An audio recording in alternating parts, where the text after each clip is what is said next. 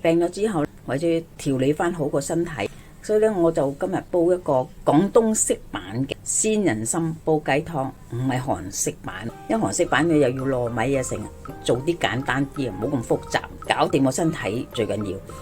喺今集開始之前，希望各位觀看呢條片嘅朋友或者網友，你哋可以用1至2秒嘅時間嚟到訂閱我哋嘅頻道，作為對我哋嘅支持，等我哋做得更加好。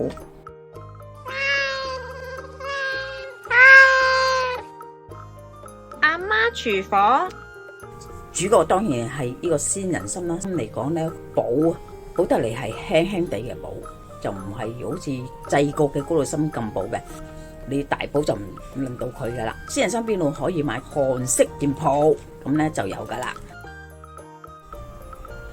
人參咧係屬於多年生嘅草本植物，好中意就係濕潤同埋陰涼，可以抵耐負40度低溫。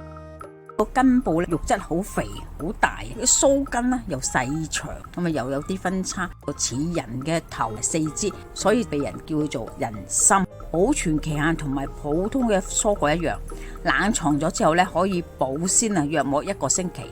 抽空包裝，保鮮期咧可以稍微長少少。李時珍嘅父親李賢文著嘅《人參傳》裏邊咗話，生用就氣涼，熱用就氣溫，味甘就補陽，微苦少少苦咁解啊，就係補陰啊，所以男女都食得。史書記載對人體嘅功效有補五臟、安精神、定魂魄、明目，仲有同埋開心益智。喺明代時期得到廣泛推廣佢嘅功效，供貴族身份顯赫嘅先可以享用嘅。人參雞湯人哋裏邊都係得1小條，咁樣睇咧就以為2條好多喎，呢度只係得38 gram 咋。為咗都更加滋潤，就落啲海玉竹頭。乜咁核突㗎？黑掹掹，唔係話黑係代表唔靚啊！你睇嗱咁樣嘅，因為我擺喺雪櫃抽乾晒，好硬啊，一陣間要剁。咁好啦，我哋而家開始。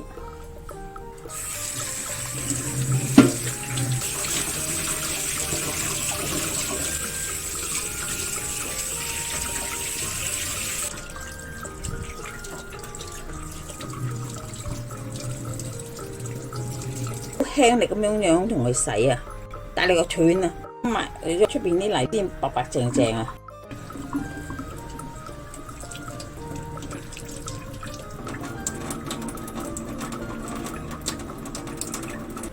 整咗肉粥先。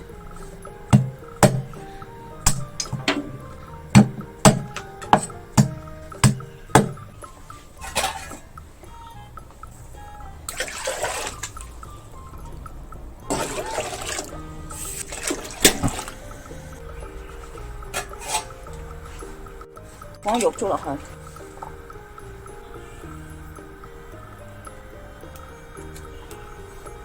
鮮人參你可以切，亦都可以唔切，掉落去煲。驚唔出味你就切片，佢食好爽。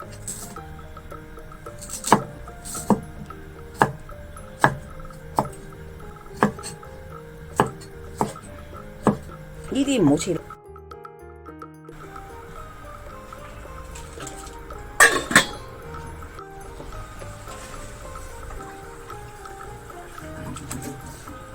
放埋隻雞淥一落去，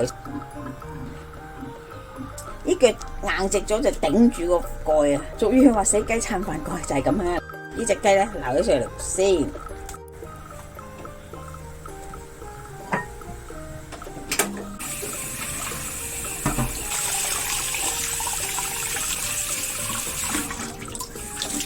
斬隻腳出嚟先。入邊好乾淨，冇乜肥膏。容易處理啦。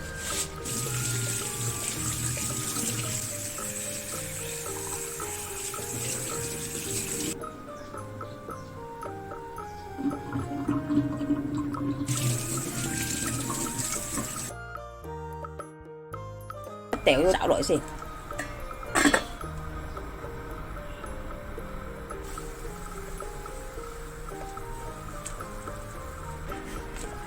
我一打開個蓋咧，好香嘅人參味，好清香啊！唔同高麗參，亦都唔同花旗參。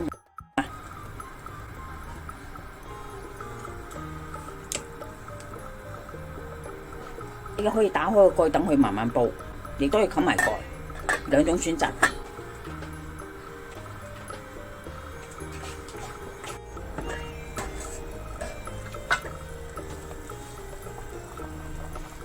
湯面啲油咧唔係太多。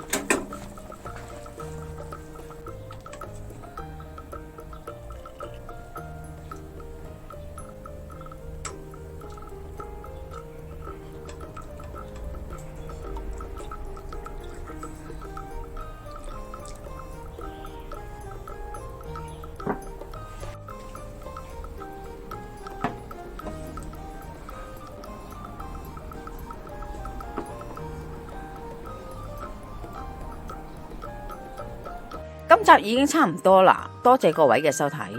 詳細嘅食譜我哋會上傳喺 Facebook 嘅專頁裏邊，有興趣嘅話可以查閱。另外，如果喜歡我哋頻道嘅話呢，可以訂閱我哋嘅頻道，以作對我哋嘅支持。希望大家喜歡，我哋下集再見啦，拜拜。